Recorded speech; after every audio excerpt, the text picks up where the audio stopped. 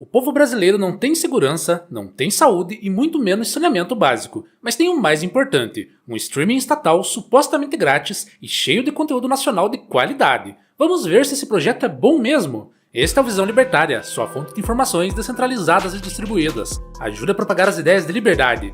Deixe o seu like e compartilhe com seus amigos. Um artigo seu pode virar vídeo aqui também, sabia? Este artigo foi sugerido por Libertário Baiano, escrito por Jason Schmutz, revisado por historiador libertário e narrado por Gordinho Caipira. No último sábado, dia 17, o governo federal lançou sua mais nova ofensiva no universo do entretenimento digital com uma plataforma de streaming própria. O nome é direto e exala soberania. Tela Brasil, apresentado como sucessor da TV Brasil. O projeto nasce de uma parceria entre o Ministério da Cultura e a Universidade Federal de Alagoas e chega ao público com uma promessa tentadora, um streaming gratuito com acesso a um catálogo de produções audiovisuais inteiramente brasileiras. A proposta parece simples, quase nobre, levar ao cidadão sem custo algum filmes, séries, documentários e animações nacionais. Tudo à distância de um clique, bastando um login com a conta gov.br. Isso mesmo, agora você pode acessar um streaming estatal com seu número de marcação de gado, também conhecido como CPF. A distopia de 1984 só demorou 42 anos para se concretizar. Curiosamente, o pobre que depende do Bolsa Família, que não tem reboco na parede mas se endividou para comprar o iPhone do ano, talvez nem consiga acessar o serviço. Isso porque a plataforma, por enquanto, está disponível apenas para alguns dispositivos Android e pode apresentar falhas até se estabilizar. Público, gratuito e de qualidade, foi o que eles disseram. A plataforma promete ampliar o acesso no futuro, tornar os serviços mais robustos e principalmente estimular o consumo de produções brasileiras em um momento de relativo prestígio internacional do cinema nacional. Filmes como Ainda Estou Aqui e O Último Azul vêm ganhando reconhecimento no exterior, mas o público brasileiro ainda demonstra resistência em assisti-los. O governo aposta que um streaming público e gratuito pode mudar esse cenário e, de quebra, ajudar na popularidade da mula de 9 cascos. Claro, quando eles dizem gratuito, é porque vai sair muito caro. As pessoas pagarão de forma indireta, por meio de impostos, criando a falsa impressão de que não há custo algum. À primeira vista, essa pode parecer apenas mais uma iniciativa bizarra de um serviço estatal quase soviético, tanto em natureza quanto em qualidade do produto final. No entanto, o lançamento ocorre em um contexto mais amplo, um mercado de streaming em crise, o retorno da pirataria e uma classe artística tradicional vendo seus privilégios serem questionados. O setor atravessa um verdadeiro abalo sísmico, e o surgimento de uma plataforma estatal não é um movimento isolado. Durante mais de uma década, o streaming foi o oásis do entretenimento digital. Bastava pagar um valor razoável e praticamente todos os filmes e séries do mundo estavam disponíveis sob demanda, sem comerciais, sem cabos e sem burocracia. Essa era, porém, chegou ao fim. Pesquisas recentes mostram que em 2024, 64% dos consumidores já haviam cancelado ao menos um serviço de streaming e 14% desistiram de todos. No início de 2025, 39% dos brasileiros planejavam cancelar pelo menos uma assinatura ao longo do ano. O streaming, que surgiu como alternativa barata à TV a cabo, hoje custa mais caro do que ela. Desde 2021, os reajustes das principais plataformas superaram a inflação em 14%, transformando o entretenimento em um luxo. Assinar Netflix, Prime Video, Disney Plus, Max e Globoplay simultaneamente custa cerca de R$ 170 por mês, enquanto um pacote básico de TV a cabo gira em torno de R$ 120. Para uma classe média já sufocada pelo aumento de custo de vida, manter múltiplas assinaturas tornou-se inviável.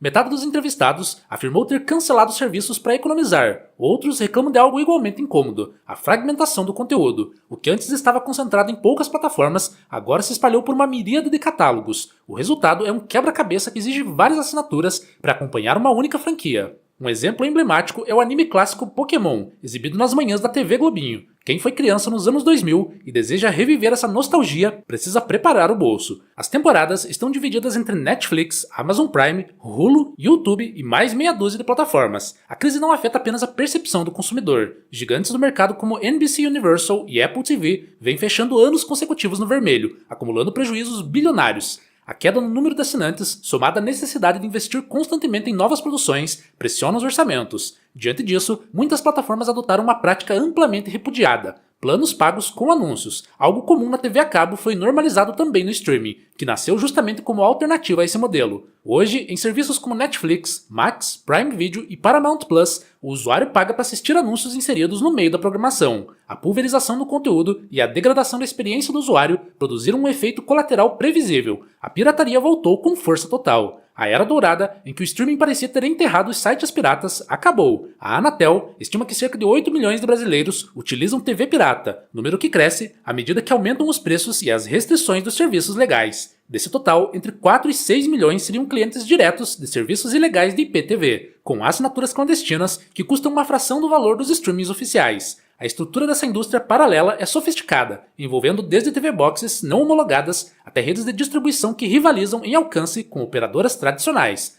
Com o streaming cada vez mais distante de sua proposta inicial de acessibilidade, o espectador comum passa a buscar atalhos.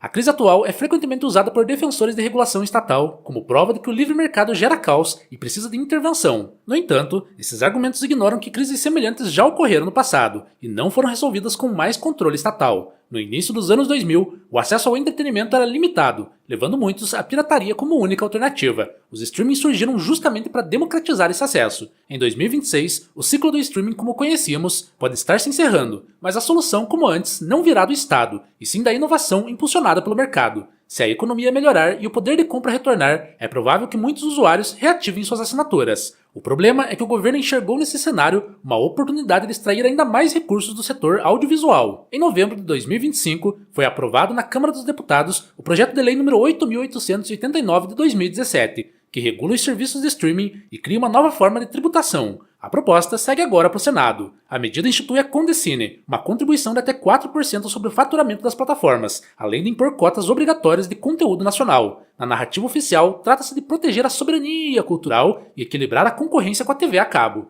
Na prática, os custos são repassados ao consumidor. As assinaturas ficam mais caras e o acesso ao entretenimento se torna ainda mais restrito. Pior, trata-se de uma tentativa velada de empurrar o público de volta aos meios tradicionais de assinatura. O governo não aprecia concorrência nem plataformas com ideias consideradas perigosas, como o Brasil Paralelo, e aposta que o público retornará aos canais tradicionais e à programação da velha mídia. Essa nova lei representa a primeira ofensiva direta do Estado sobre um setor que, apesar de suas dificuldades, ainda operava sob regras de livre mercado. Como sempre ocorre quando o governo promete equilibrar, o resultado tende a ser mais desequilíbrio. Grandes produtores e grupos tradicionais saem protegidos, enquanto criadores independentes enfrentam novas barreiras. A retórica da defesa da cultura nacional soa bonita, mas esconde uma questão fundamental. Quem decide o que é cultura? Ao criar um fundo bilionário gerido por uma agência estatal, o governo assume o papel de curador, editor e, em última instância, censor. O catálogo nacional passa a refletir menos a preferência do público e mais a caneta de quem controla os recursos. Nesse contexto, o Tela Brasil surge como uma extensão lógica do projeto regulatório,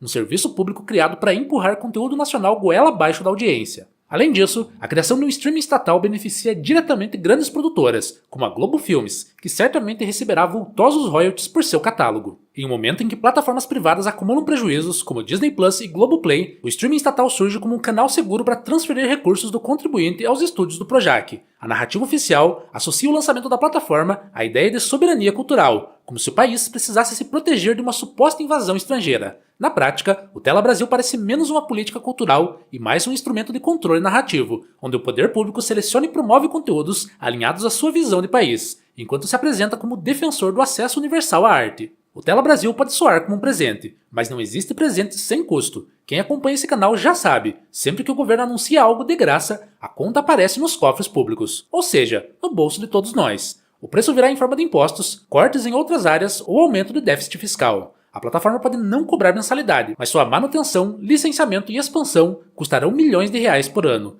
Diferentemente das empresas privadas, que precisam conquistar e manter clientes, o streaming estatal viverá de um fluxo garantido de dinheiro público. Enquanto o setor privado tenta se reinventar, reduzindo custos e disputando assinantes, o governo pode criar um streaming sem qualquer preocupação real com audiência ou qualidade, pois o pagamento já está assegurado. Esse é o modus operandi clássico das estatais: esforço mínimo e financiamento garantido graças ao bandido estacionário.